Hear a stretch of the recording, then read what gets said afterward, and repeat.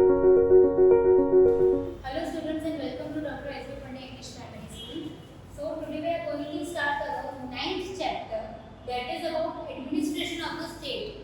कोई भी स्टेट को एडमिनिस्ट्रेट या उसे कंट्रोल कैसे किया जाता है हम इस चैप्टर में उसके बारे में देखेंगे.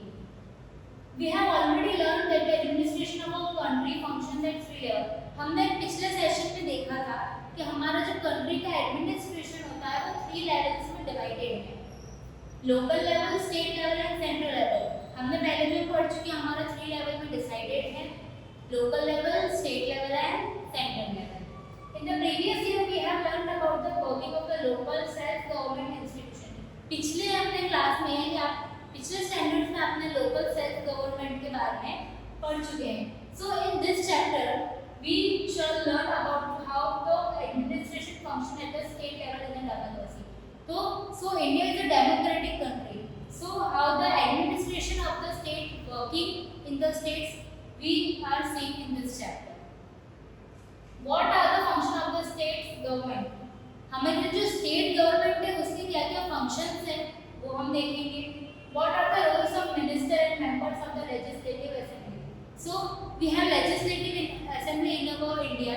So what are the rules and regulations? What are the functions of the legislative assembly for the state? We are going to study in this chapter. How do people put forward their questions and ideas to the government? How they ask the fulfillment of demand? How do people asking to the government that fulfill their demand? हम सरकार को बोलते हैं हमारी मांगें पूरी करो, हमारी मांगें पूरी करो. So that we are seeing in this chapter. To understand more about this question, we should take the example from the medical field. So we are taking one example to understand betterment. So according to the news on the TV, 10 people have died in this Surat due to cholera. So we are seeing this example. So what is the news in the TV that according to the news 10 people have died in Surat due to the disease named cholera. एक news आई है जिसकी हमें पता चल रहा है कि 10 लोगों की मौत हो गई है कॉलेरा की वजह से सूरत में. So इनके दिमाग में क्या ख्याल आ रहा है हम देखेंगे. How would I know the only thing that I care about is that I am not affected by कि इसके दिमाग में क्या आ रहा है. फिर हमें कैसे पता चलेगा हम इससे इफेक्टेड तो नहीं है, कभी हमारी भी जान को खतरा तो नहीं है. Can people really die due to infection? क्या सच में लोग मर सकते हैं इस बीमारी से. ठीक है, हमारे माइंड में ऐसे कोई भी बीमारी फैलती है हम एकदम घबरा जाते हैं कि कोई हमें भी ना ये बीमारी हो जाए, कोई हमारे एरिया में ना ये बीमारी फैल जाए. सेकंड देखिए यहाँ पे picture. I can hear a procession outside. हमें बाहर कोई प्रोसेशन सुनाई दे रहे हैं कि भाई लोग कुछ जानना चाहते हैं. सो यहाँ पे क्या बोल रहा है, we demand that the administration take immediate effect measure to control the epidemic. तो लोग का एक अपेक्षा रखते गवर्नमेंट से कि गवर्नमेंट है वो सेफ्टी मेजर्स ले इस एपिडेमिक के लिए ताकि ये बीमारी और ना फैले. To control the epidemic there should be attention to maintain cleanliness and take steps to stop the epidemic from spreading. तो गवर्नमेंट को सफाई का ध्यान रखना चाहिए और ये हमें मेंटेन करना है कि ये बीमारी और ज़्यादा एरियाज में ना फैले. फोर्थ पिक्चर में आप देखिए. Maybe it's because people are complaining against the cholera epidemic की बहुत सारी कंप्लेन भी आ रही है कि कॉलेरा हो रहा है, कॉलेरा हो रहा है. तो एक पीपल जो सिटीजन्स होते हैं उनके दिमाग में ये चीज़ बैठ जाती है, वो डर जाते हैं उस चीज़ से. Yes, they are leaders I have seen in TV. I think people who are addressing in the process. अभी ये सभी जो लीडर एक वादा कर रहे हैं, जो लीडर होते हैं वो बोलते हैं कि अभी हम सरकार से ये बोलेंगे वो करेंगे. तो एक जिम्मेदारी आती है सबकी, हम सरकार को हमारी बात गवर्नमेंट तक पहुंचाए.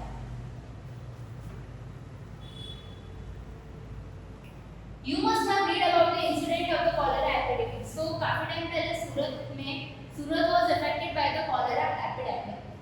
You might have observed leaders of your area presenting health issue to the local health official.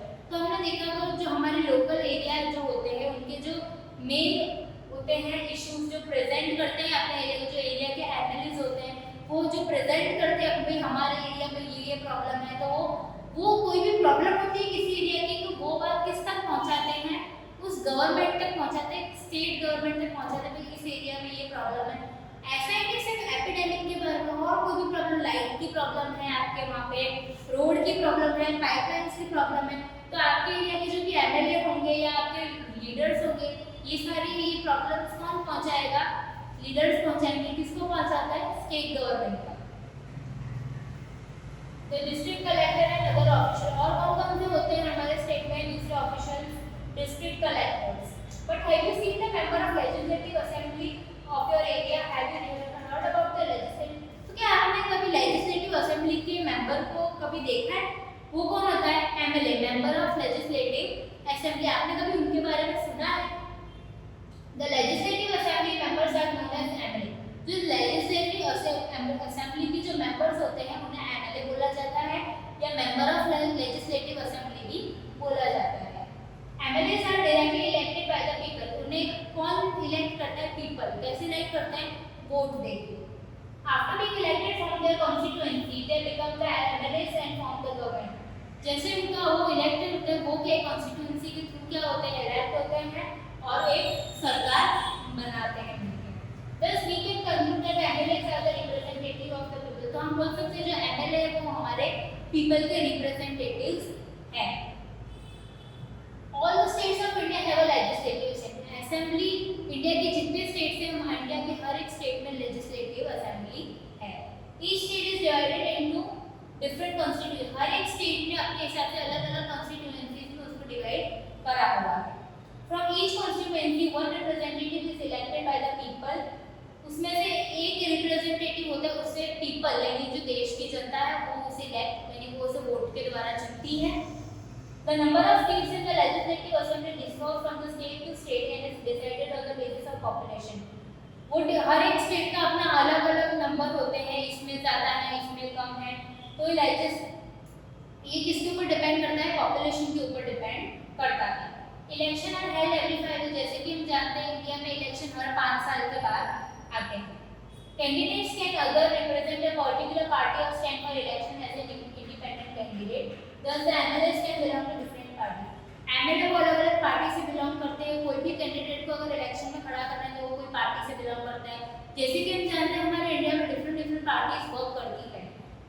BJP Bharatiya Janata party है, कांग्रेस है, फिर भाजपा है, डिफरेंट पार्टीज हमारे इंडिया में काम करती है। आम आदमी पार्टी है। ओके, तो legislative assembly of Gujarat has 182 seats. So हमें स्टेट के एडमिनिस्ट्रेशन के बारे में देखना है। सो हम गुजरात में रहते हैं तो हमारे गुजरात की लेजिस्लेटिव असेंबली में 182 सीट्स हैं and it is situated in Gandhinagar which is the capital. वो कहाँ पे लेजिस्लेटिव कहाँ पे है हमारा असेंबली? गांधीनगर। गांधीनगर क्या है? गुजरात का कैपिटल है। The legislative assembly meets in the Vitthal भाई पटेल विधानसभा गृह। वो कहाँ पे है? जो विठल भाई पटेल का विधानसभा गृह है वो यहाँ पे आपको इसका नीचे पिक्चर दिया गया है। Legislative assembly of Gujarat which is situated in the Gandhinagar. Let us learn about how a minister or the chief minister is selected from among the MLAs। अब हमारे स्टेट का एक कौन होता है? चीफ मिनिस्टर होता है। होता तो वो भी एमएलए है, बट उसे कैसे इलेक्ट किया जाता है हम उसके बारे में पढ़ेंगे। The party which has the largest number of MLAs or gains a majority with the support of other party or independent candidate from the government। जैसे कि हम जानते हैं कौन सी पार्टी जीतती है, जिसको ज़्यादा वोट मिलते हैं वही पार्टी जीतती है। तो सेम इधर भी जो चीफ मिनिस्टर जब सिलेक्ट किया जाता है तो जिस पार्टी को सबसे ज़्यादा एमएलएस की सम्मति होगी या उसे उनके साथ होंगे वही पार्टी का क्या मेजॉरिटी के साथ जीतता है और वो अपनी सरकार वहाँ पे बनाता है। The governor appoints the leader of the majority party as the chief minister। जो भी गवर्नर होता है वो क्या करता है? उसे क्या एक परफेक्ट प्लेस देता है वहाँ पे और लीडर का डिक्लेयर करता है। He she is invited to form the council of minister। और फिर उसे इनविटेशन दिया जाता है कि उसके अंडर कौन कौन से मिनिस्टर काम करेंगे। उसकी जिम्मेदारी किसकी होती है? चीफ मिनिस्टर की होती है कि भाई उसके अंदर डिफरेंट लेवल पर कौन कौन से मिनिस्टर कैसे काम करेंगे। The party that forms the government is known as the ruling party while the other party forms the opposition। जो पार्टी ज़्यादा वोट के साथ जीत जाती है उसे हम रूलिंग पार्टी बोलते हैं और जो पार्टी हार जाती है उसे हम ऑपोजिशन पार्टी बोलते हैं। फॉर एन एग्जाम्पल अगर हम बात करें तो गुजरात में जो चीफ मिनिस्टर हैं उनके अंडर काउंसिल ऑफ मिनिस्टर कौन कौन से होंगे? हेल्थ मिनिस्टर होंगे, railway minister, education minister, agriculture minister, okay, different levels पे सब मिनिस्टर अपना काम करते हैं. After election the governor appoints the chief minister and the council of minister who will be collectively responsible for the administration of the state. Election के बाद governor क्या करेंगे, चीफ मिनिस्टर को अपॉइंट करेंगे और काउंसिल ऑफ मिनिस्टर को appoint करेंगे और इन लोगों के ही हाथ में पूरे स्टेट का एडमिनिस्ट्रेशन होता है. Each ministry is housed in different office. हर एक मिनिस्ट्री जो डिफरेंट मैंने बताया, काउंसिल ऑफ मिनिस्टर तो हाउसिंग डिपार्टमेंट अलग, एग्रीकल्चर डिपार्टमेंट अलग, एजुकेशन डिपार्टमेंट अलग, इलेक्ट्रिसिटी डिपार्टमेंट, सबके अपने डिफरेंट डिपार्टमेंट्स डिवाइडेड हैं. The legislative assembly is the place where all the MLAs belonging to both the ruling party and the opposition party assembling for discussion. Okay, legislative assembly क्या होता है, वो एक ऐसी place है जहाँ पे रूलिंग पार्टी के लोग और ऑपोजिशन की पार्टी लोग क्या होते हैं, गैदर होते हैं डिस्कशन करने के लिए, कुछ डिसीजन लेना है हमें स्टेट के ऊपर, उसके लिए, ठीक है, तो वहाँ पे गैदरिंग करते हैं. Many MLAs have dual responsibility as an MLA and an minister.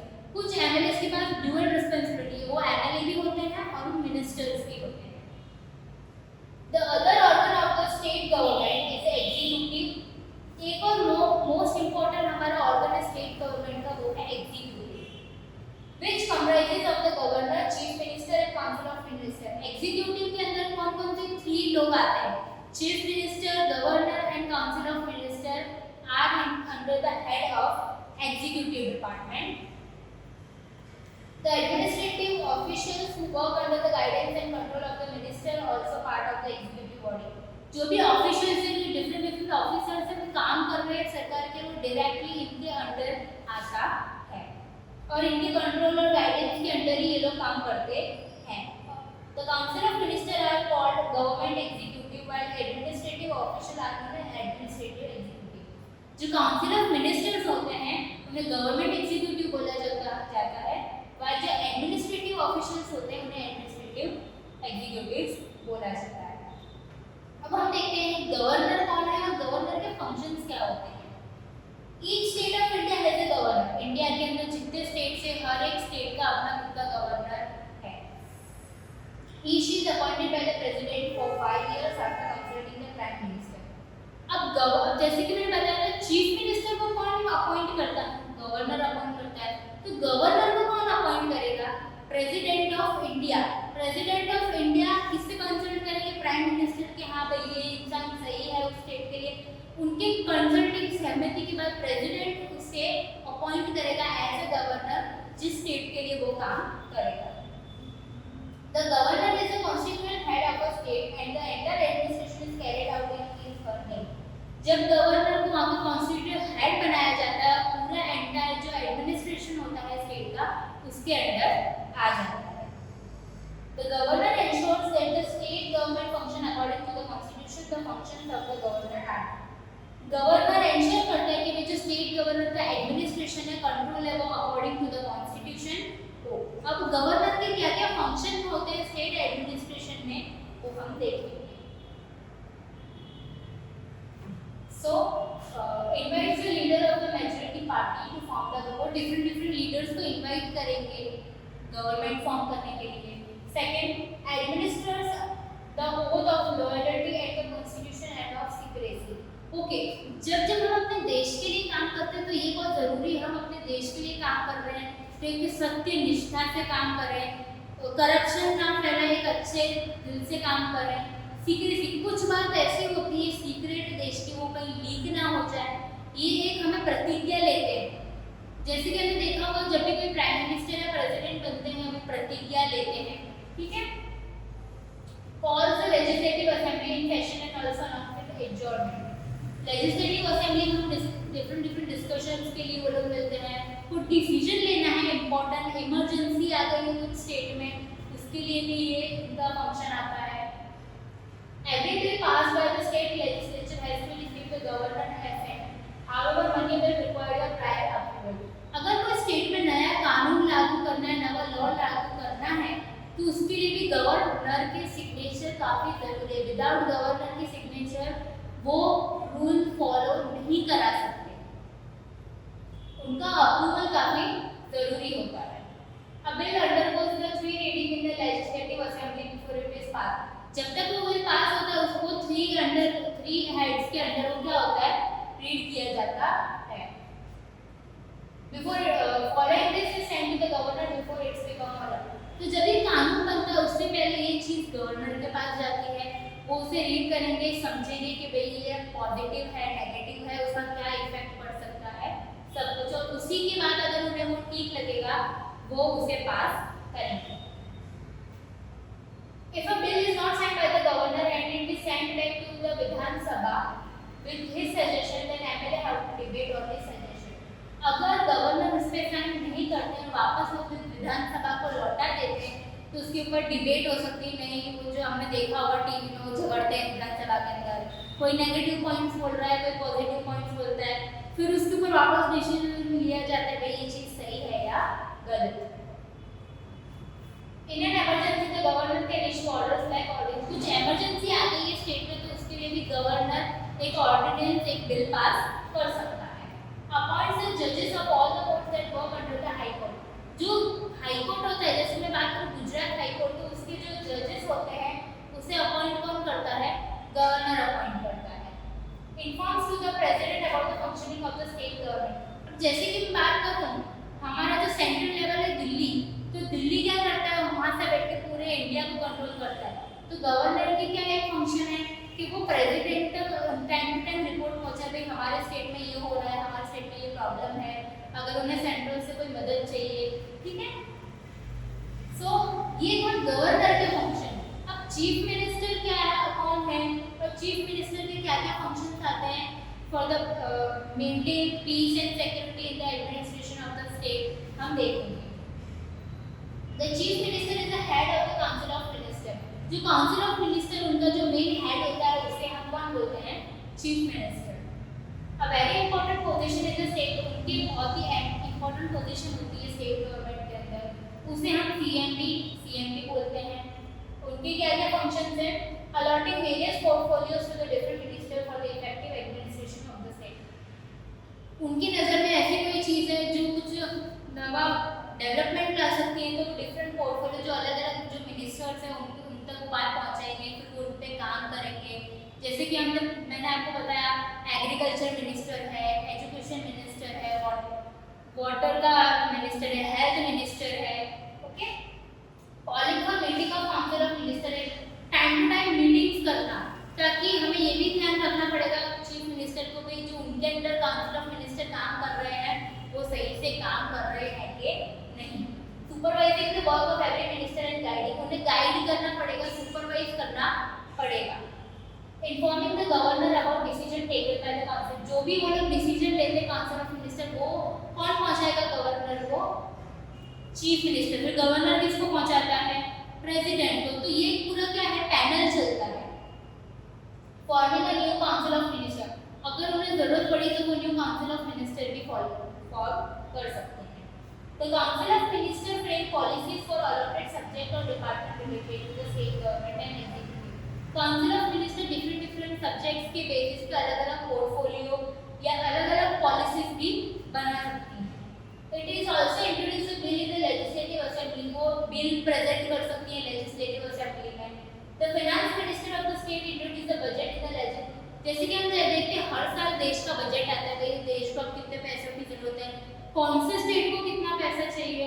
तो जैसे हमारे जो स्टेट बजट के जो मिनिस्टर होंगे वो क्या करेंगे, भाई हमारे स्टेट को कितने पैसों की जरूरत है, कौन से एरिया में कितना पैसा चाहिए, भाई रेलवे में इतना चाहिए, एजुकेशन में इतना चाहिए, एग्रीकल्चर में इतना चाहिए, ठीक है। तो ये सब इनके अंडर में आता है। The work is to be done is divided between state and central government। जो ये काम होता है स्टेट गवर्नमेंट और सेंट्रल गवर्नमेंट के बीच में डिवाइडेड होता है।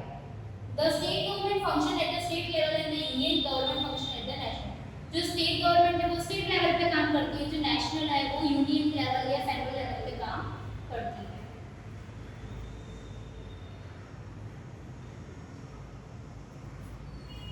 There are 29 states in India, while each state has its own state government. There is only one union government at the center, which Delhi is the capital of India। तो जैसे कि हम बात करें इंडिया के जो 29 स्टेट्स हैं, ठीक है, उसका कैपिटल है न्यू दिल्ली और 7 यूनियन टेरिटरीज है। तो हर स्टेट का उसका खुद का स्टेट गवर्नमेंट है, और जो कैपिटल हम बोलते हैं जो सेंट्रल गवर्नमेंट है वो कौन सी है, new Delhi. The differences between the state and central government is the area in which they function. अब उनका एक स्लाइटली सा डिफरेंस है स्टेट गवर्नमेंट और सेंट्रल गवर्नमेंट का, उनका काम करने का area. Therefore, the responsibility of a state government is limited to the particular state. अब जब मैं स्टेट गवर्नमेंट की बात करूँ फॉर गुजरात, तो जो गुजरात का जो स्टेट गवर्नमेंट है वो सिर्फ गुजरात के स्टेट गवर्नमेंट के लिए ही काम करेगा, और राजस्थान के स्टेट गवर्नमेंट के लिए काम नहीं करेगा। लेकिन अगर मैं बात करूँ सेंट्रल गवर्नमेंट के बारे में, तो उसे सब स्टेट का देखना पड़ेगा। राजस्थान, मध्य प्रदेश, उत्तर प्रदेश, गुजरात, उन्हें ऑल ओवर इंडिया के ऊपर नजर रखनी पड़ती है। The functions and power of the state and central government are divided into three ways. तो जो फंक्शन और पावर है स्टेट और सेंट्रल गवर्नमेंट की थ्री पार्ट्स में डिवाइडेड है। थ्री पार्ट कौन कौन है, union list, state list and concurrent list. तो यूनियन लिस्ट के आप अंडर देखिए क्या क्या आता है।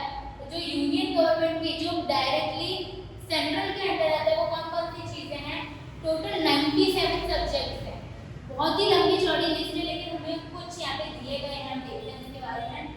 सेंसस, फिर रिलेशन, दूसरे देशों के साथ कैसे संबंध है हमारे, defence, finance, railway, telegraph, insurance, air, road, nuclear power, ये सब जो ऐसी चीजें जो आम स्टेट गवर्नमेंट के हाथ में नहीं होगी, डायरेक्टली सेंटर के अंडर आता है। स्टेट लिस्ट के अंदर क्या क्या आएगा, टोटल 66, उसमें से हमें कुछ दिए गए हैं जो कि लेजिस्लेटिव असेंबली में बनते हैं। जैसे मैंने आपको बताया था, एग्रीकल्चर है, एजुकेशन है, फॉरेस्ट है, लोकल सेल्फ गवर्नमेंट है। ओके, ये डिफरेंट डिफरेंट 66 नंबर प्लेस है। नेक्स्ट है concurrent list. The union and the state government both can form laws. इसमें दोनों मिलकर काम कर सकते हैं, सेंट्रल गवर्नमेंट भी और स्टेट गवर्नमेंट भी। देयर आर टोटल 47 सब्जेक्ट, उसके अंदर हमें टोटल 47 एरियाज हैं। यहाँ पे हमें कुछ दिए गए हैं, prevention of crime, crime rate को कैसे कम किया जाए, रेवेन्यू और टैक्स, डाइवोर्स, जो टैक्स हम भरते हैं, डाइवोर्स के जो है, लिटरेसी, लोग पढ़े कितने पढ़े लिखे हैं, इंडस्ट्रीज जो चल रही है वो डेवलपमेंट हो रहा है या नहीं, एम्प्लॉयमेंट, लोगों को रोजगार मिल रहा है कि नहीं, इलेक्ट्रिसिटी, सब घर तक इलेक्ट्रिसिटी पहुंच रही है कि नहीं, ये सब concurrent list directly central government और स्टेट गवर्नमेंट के अंडर आता है। हम देखेंगे अब है लेजिस्लेटिव असेंबली क्या है।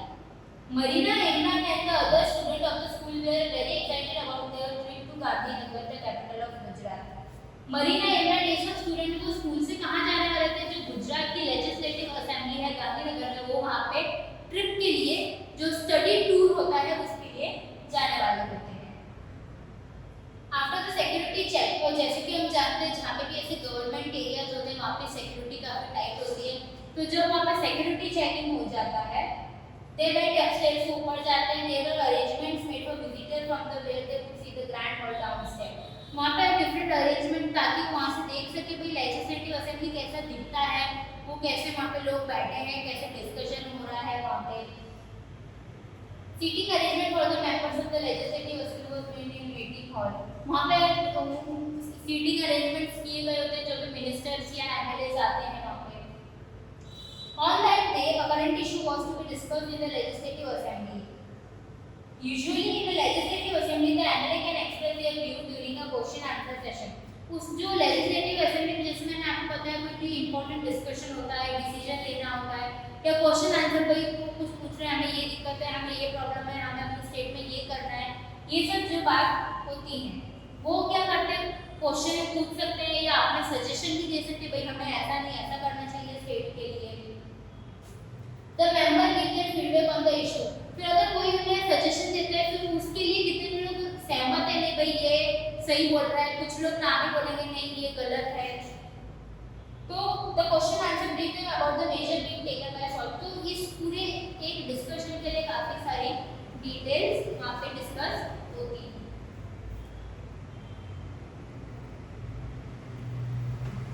ये देखिए question and answer session of the legislative assembly, यहाँ पे क्वेश्चन पूछ रहे हैं, यहाँ पे उन्हें आंसर देना होगा, सजेशंस देने होंगे।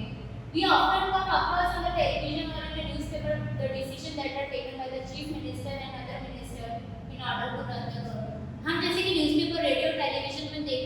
स्टेट गवर्नमेंट ने ये फैसला लिया है कि हमारे बेटरमेंट के लिए। While taking a decision about anything, it is necessary to take the permission of MLA. कोई भी डिसीजन लेना है अगर स्टेट गवर्नमेंट को तो काफी जरूरी है कि वो MLA की परमिशन ले। In a democracy, the MLA can question the chief minister and the other minister and discuss about the important matter. और India is a democratic country, so MLA को ये पूरा अधिकार है कि वो चीफ मिनिस्टर को या काउंसिल ऑफ मिनिस्टर को पूरा क्वेश्चन कर सकते हैं, भाई आपने ये क्यों किया, कैसे किया, इसके आपने क्या-क्या फायदे हैं। They can even take decision regarding financial matter and decide on the expenditure to be done in different area. वो फाइनेंशियल मैटर्स के ऊपर भी डिसीजन ले सकते हैं, भाई किस एरिया में कितना खर्च करना है, कहाँ पे हमें ध्यान देना है, किस एरिया की हमें सबसे ज़्यादा ज़रूरत है अभी। When the legislative assembly is in session, any of the MLA can ask the question। जब भी legislative assembly चालू होती है, कोई भी MLA वहाँ पे अपना क्वेश्चन सामने रख सकता है। The speaker manages the assembly and court requires permission before presenting। अब यहाँ पे आप देखिए ये सब जो है वो क्वेश्चन पूछ रहे हैं, लेकिन ये जो होते हैं वो होते हैं स्पीकर जो, और अगर जब ये सामने वाला इंसान क्वेश्चन कर रहा है तो उन्हें बहुत जरूरी है कि सबसे पहले वो किसकी परमिशन लेगा, स्पीकर की परमिशन लेगा, उसी के बाद वो कुछ प्रेजेंट कर सकता है। सो ये हमने देखा था स्टेट एडमिनिस्ट्रेशन की कोई भी स्टेट कैसे काम करता है। अब जैसे कि मैंने आपको बताया कि इंडिया में 29 स्टेट्स है, तो सेंट्रल गवर्नमेंट डायरेक्टली वहाँ पे बैठे पूरे इंडिया को कंट्रोल नहीं कर सकती, इसलिए हर एक क्या है स्टेट की स्टेट गवर्नमेंट है, गुजरात स्टेट गवर्नमेंट, राजस्थान की स्टेट गवर्नमेंट, सबकी अलग-अलग स्टेट गवर्नमेंट है। तो हर एक स्टेट गवर्नमेंट कैसे वर्क करती है, कैसे चीफ मिनिस्टर के क्या-क्या फंक्शन है, गवर्नर के क्या-क्या फंक्शन है, और कैसे वो स्मूथली फंक्शनिंग करते हैं एक स्टेट का, ये हमने देख लिया।